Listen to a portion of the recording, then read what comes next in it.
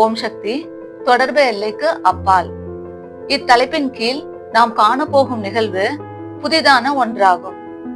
பல்வேறு சூழ்நிலைகளில் அருள் திரு அம்மா அவர்களோடு நெருங்கி பணியாற்றிய தொண்டர்கள் தங்கள் அனுபவங்களை பதிவிடும் போது அவை வித்தியாசமானவையாகவும் அர்த்தம் உள்ளதாகவும் இருப்பதை கவனித்திருக்கிறேன்.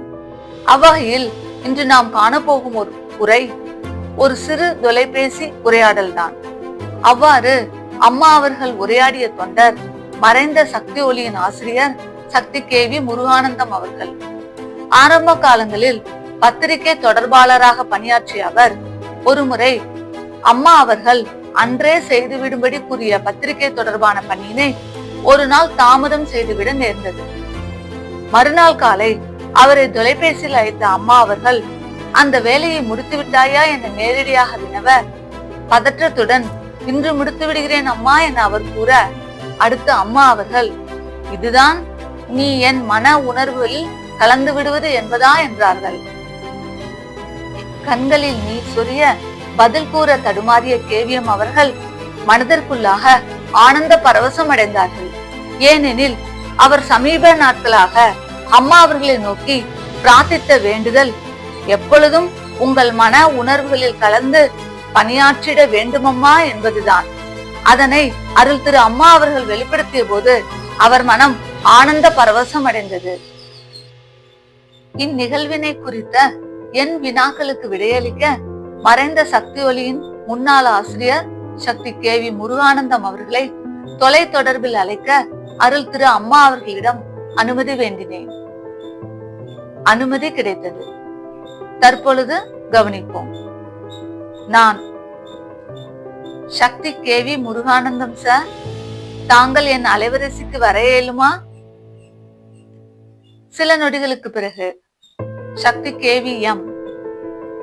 ஓம் சக்தி. ஆம், உங்கள் அலைவரிசையில் இருப்பது கேவி முருகானந்தம்.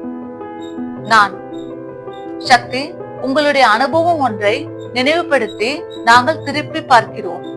இதன் ஆழ்ந்த பொருளை விளக்கி கூறுவீர்களா? சக்தி கேவியம். குறித்துக் கொள்ளுங்கள். அருள் திரு அம்மா அவர்களை ஆன்மீக குருவாக ஏற்று பல வருடங்களுக்கு பிறகுதான் நெருங்கி பணியாற்றும் வாய்ப்பு எனக்கு கிட்டியது. அப்பொழுதெல்லாம் அம்மா அவர்கள் பல பக்தர்கள் தொண்டர்களிடம் உரையாடிய பதிவுகள் என் உள்ளத்தில் உண்டு. இன்று நீங்கள் அவற்றை தேடி ரிவ்யூ செய்து விளக்கம் அளிப்பது தற்பொழுதைய காலகட்டத்திற்கு அவசியமான ஒன்று. தங்களுடைய பணி சிறக்க என் வாழ்த்துக்கள். நான் நன்றிகள் சார். சக்தி கேவியம்.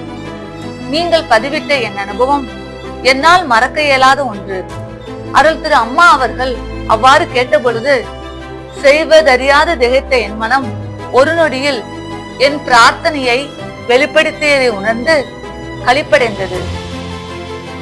அதையும் தாண்டி உன்னை நான் அறிவேன் எனும் அன்னையின் அருள்வாக்கினை அம்மா அவர்கள் வெளிப்படுத்தி காட்டியது அன்னையும் குருவும் வேறல்ல, அன்னையே குரு என்பதை எனக்கு உணர்த்தியது. ஆரம்ப காலங்களில் அம்மா அவர்கள் பலத்த எதிர்ப்புகளை தாண்டி தன் ஆன்மீக ஒளியை பரவ செய்தார்கள். அப்பணியில் ஈடுபட்ட நாங்கள் அன்னையின் அன்பு மலையில் நனைந்தோம். இவ்வுலகம் பெறுவதற்கரிய பேரு அன்னையின் அன்பு. அதனை உணராத மனிதர்கள் அங்கும் இங்கும் அலைவது வீணே. அவ் அன்பு வெளிப்படுவது அருள் திரு அம்மா அவர்களின் உணர்வு மொழியில். அவ்வாறு எனக்கு கிடைத்ததே மேற்கண்ட அனுபவம். எனக்கும் அன்பு காட்டி உய்வித்த தெய்வம் ஆன்மீக குரு அருள் திரு அம்மா அவர்கள். அம்மா அவர்களின் திருவடி நிழலில் இன்று இளைப்பாறிக் கொண்டிருக்கிறேன். இறந்தும் வாழ்கிறேன்.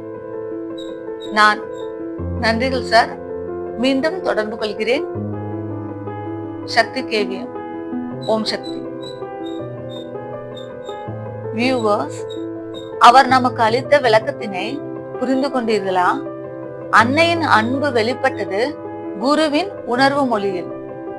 ஆகவேதான் அன்னை நானாக அவன் இருப்பான், அவனாக நான் இருப்பேன் என அருளியுள்ளதை நாம் நினைவில் கொண்டு செயலாற்றுவோம். கவனித்து அறிந்து கொள்வதற்கு நன்றிகள். தொடர்ந்து கவனிப்போம். ஓம் சக்தி.